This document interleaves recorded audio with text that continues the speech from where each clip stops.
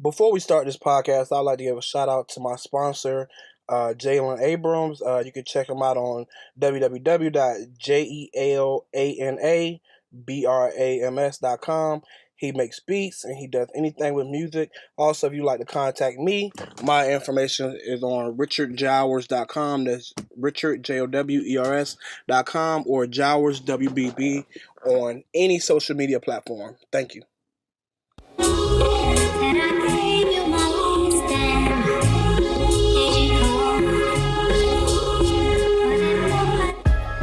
Greetings.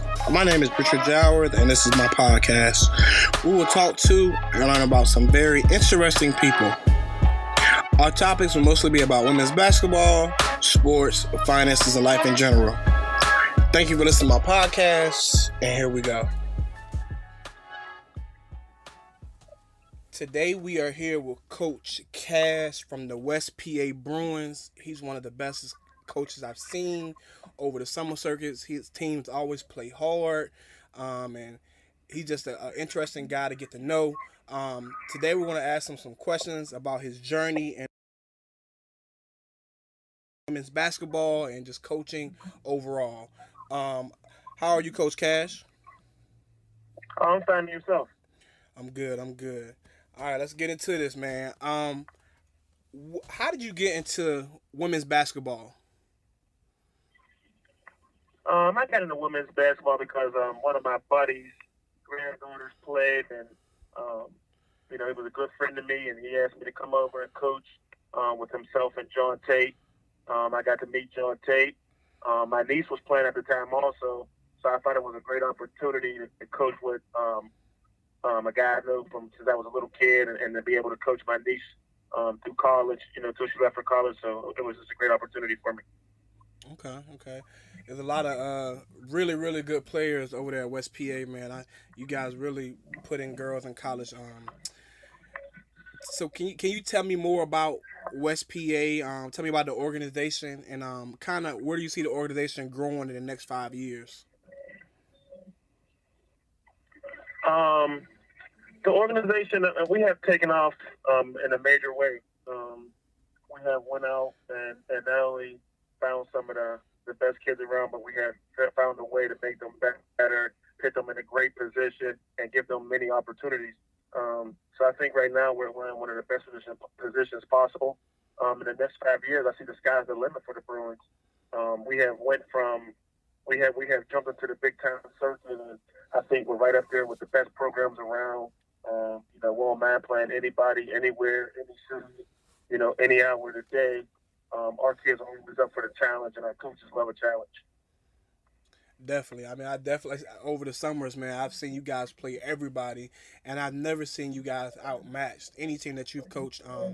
You guys are always in the game. You guys are always fighting hard, always gritty teams, man. And that's what I love about you guys. And you seem like the type of guy you don't really care who it is. You don't really respect other teams. You kind of gonna go at their neck and see what they're gonna do about it.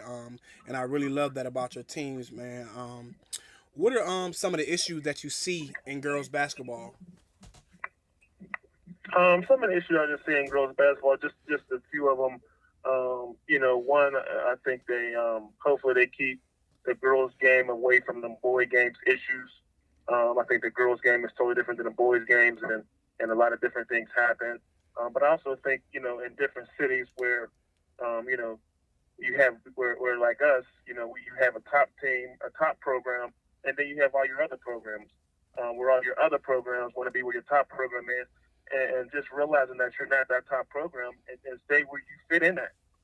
Where I think we have separated ourselves as a girls program, and our kids play in every city.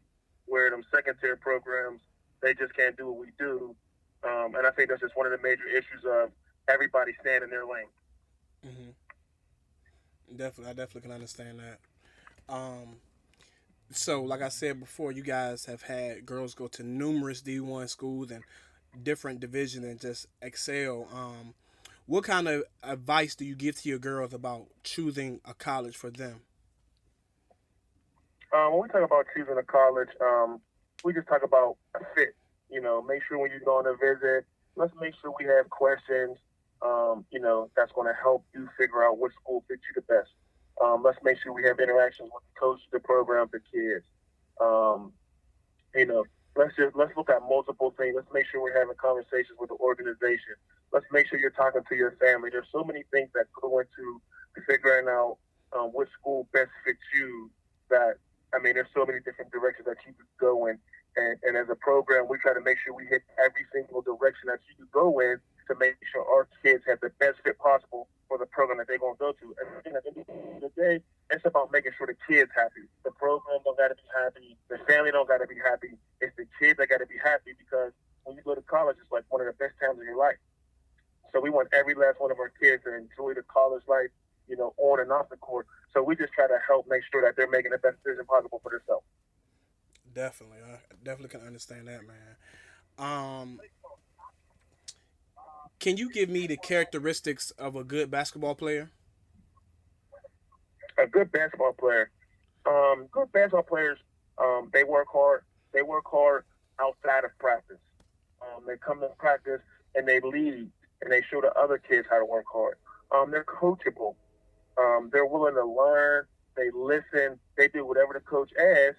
And again, at the end of the day, they have questions back for the coach. Well, coach, what do you think about this? Why, some of them ask, well, coach, why am I doing this? They want an explanation for why they're doing it so they can understand, okay, that's why I'm doing this. And they go and they get it done. So the best players don't mind taking the last shot. They don't mind working hard for every rebound. They don't mind sprinting to get get one of their teammates open. And they also don't mind guarding the best player on the other team. Okay. All right. Here's the question for you. If you had one former player that would shoot the last shot in a championship game situation, which player would you choose? Oh, coach, that's easy. Desiree Oliver. Okay. Every game winning shot I've had, all but one, she has taken, and she hasn't missed yet. So at the end of the game, when the game's around, I don't gotta wonder who's going to take the shot because as long as I got Desiree Oliver on my team, she's going to make sure she takes the shot. She ain't giving it to nobody else.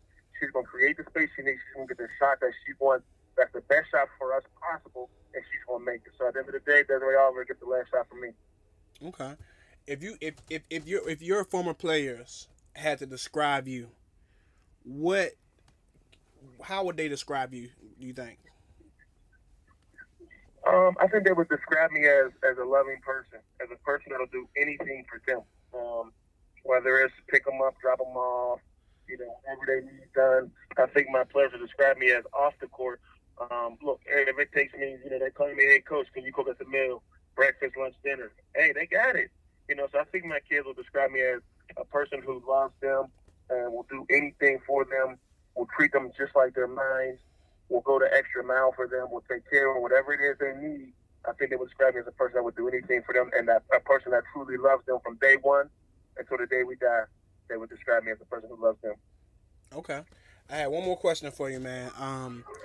If you had a 3-on-3 tournament and you could choose any player from the WNBA, college, or one of your teams, who would be on that team?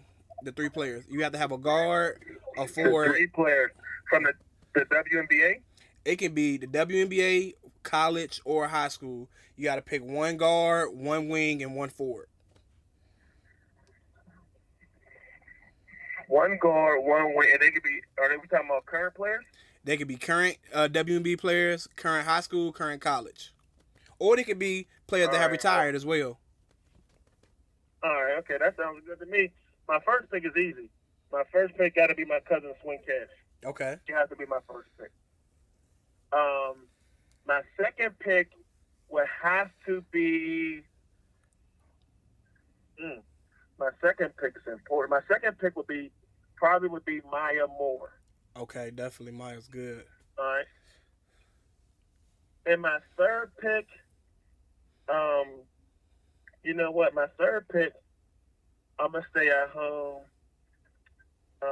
My third pick, let me think of her name. My third pick's gonna be. I got Swing Cash. Who am my second player? Maya Moore. My second player is Maya Moore. My third player is going to be Skylar Diggins. Skylar Diggins. Okay, okay. So you're gonna go a smaller team. I got you. You can be able to shoot. You can be able to drive. You're gonna have all the toughness you need. Okay, I can go with that team. Yep. And Swing Tennis can help me guard the big because she's quick and she's athletic. Yep. Maya Moore can score and Mm-hmm. she can guard. And Yep. Skylar Diggins can beat anybody. So I got me a diverse team that can do a whole lot of things. Yeah, and I think people forget Maya's kind of tall as well. She's not like a smaller Right. guard, so she can do a lot. Okay. All Right. right. Well, And Swing 6'2" and athletic. oh yeah, definitely. So you gotta. I think what would Skylar be the shortest person on your team? Yeah. Yeah, I think so. Yeah. Okay. I can definitely go with that team. That team will go. All right. Well, thank you for Yeah. thanks for talking to me, man.